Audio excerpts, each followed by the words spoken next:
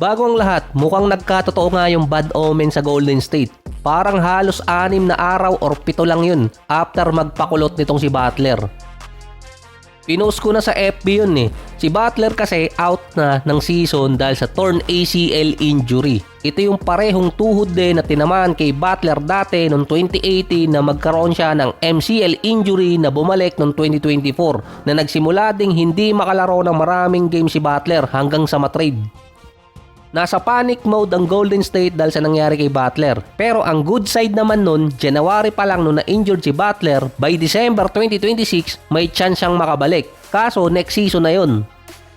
At least meron pa rin positive area. Meron ding ample time pa ang Golden State halos nasa 2 linggo na makagawa ng transaction para hindi masayang ang taon ni Steph. Dahil kung nangyari yung injury ni Butler after ng deadline, mas masakit yun. Wala silang magagawa kundi maghanap ng player sa buyout at free agency at lalo nang wala silang chance na makakuha pa ng pamalit niya. Based sa report ngayon, open i-trade ng Golden State si Butler para makakuha ng kapalit niyang makakasama ni Steph. Based naman sa ibang report, hindi ma-trade si Butler dahil walang team ang kukuha ng kontrata niyang mahigit $55 million pataas until 2027 season. Hindi magagamit si Butler na trade asset pamalit ng ibang player. Pero meron namang way katulad ng kay Melton dati. Ganun din kasi ang senaryo ni Butler. Tinrade bilang salary dump papuntang Brooklyn kapalit ni Schroeder.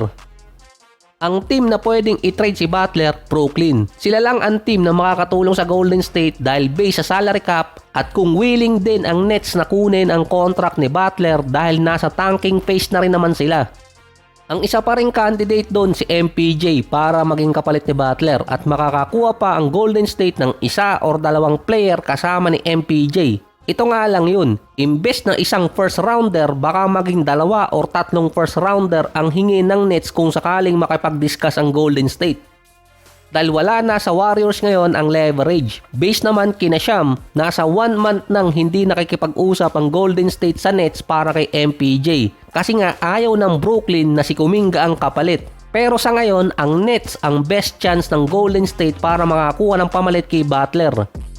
Yung isa naman, hindi talaga rumors to, galing to sa mga media ng Golden State after lumabas yung balita tungkol kay Butler na kailangang ipursu ng Warriors si Markkanen.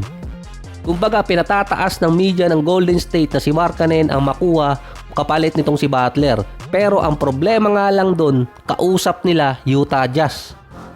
Ang Jazz, katulad ng Nets, may malaking cap space para makuha yung kontrata ni Butler. Kahit nga swap lang sila ni Markkanen pwedeng makuha pa rin. Pwede pa nga makakuha ng isang player ang Golden State kasama nitong si Markkanen na hindi maapektuhan yung cap space nilang dalawa. Pwede pang i-buyout ng Jazz yung contract ni Butler kung talagang hindi na siya makakalaro until next season. Pero ang posibleng hingi ng Jazz, 3 draft picks mula sa Golden State, 2026, 2028 at 2030 kung may mundo pa nun. Dahil yung 2030, magiging high value pick yun para sa Jazz dahil nga possible retire na nun si Steph at nasa rebuilding process naman yung Golden State.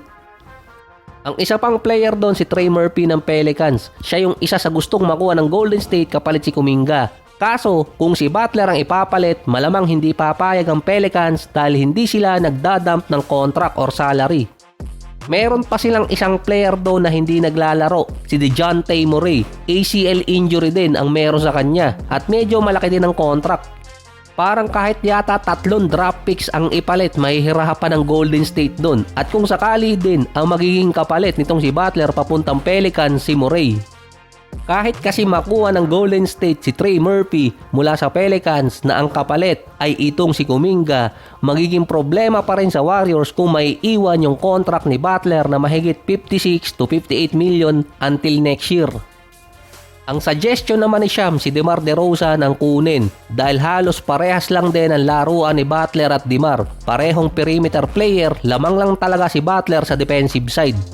Interesado pa rin naman ang Sacramento kay Kuminga. Ang problema nga lang ngayon dahil injured si Butler, wala silang leverage. Parang kakatayin sila ng mga teams pagdating sa mga draft asset na kahit makuha ng Golden State si DeMar na mid-year contract, kailangan pa rin nilang i-dispose ang kontrata ni Butler.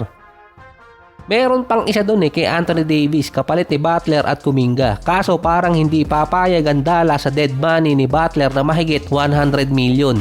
Kahit yung iba mga insider binakapan din ng suggestion nitong si Sham na si DeMar ang best option ngayon ng Golden State. Kapag makukuha kasi ng Golden State si DeMar, posible pa kasing masagip yung season nitong si Steph. Pagdating na lang ng July, dun nila iisipin yung dead money nitong si Jimmy Butler. Ang pwede pang ipalit kay DeMar si Kuminga at minimum contract player. Willing din ng Sacramentong bitawan si DeMar.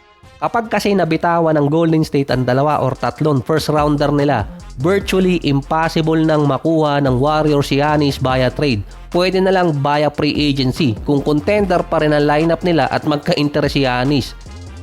Ngayon kasi tinatawag na dead money yung kay Butler kasi katulad yun ng kina Bill at Damian Lillard na binabayaran sila ng dating team na wala naman sila dun. Si Butler babayaran ng Warriors na wala na siya sa lineup until katapusan ng regular season. Pero kapag dumating ang July, midway na siya sa kanyang recovery. Hindi na matatawag na dead money, pwede nang tawaging salary dump dahil makakalaro naman si Butler next season based sa recovery time at expiring contract na siya.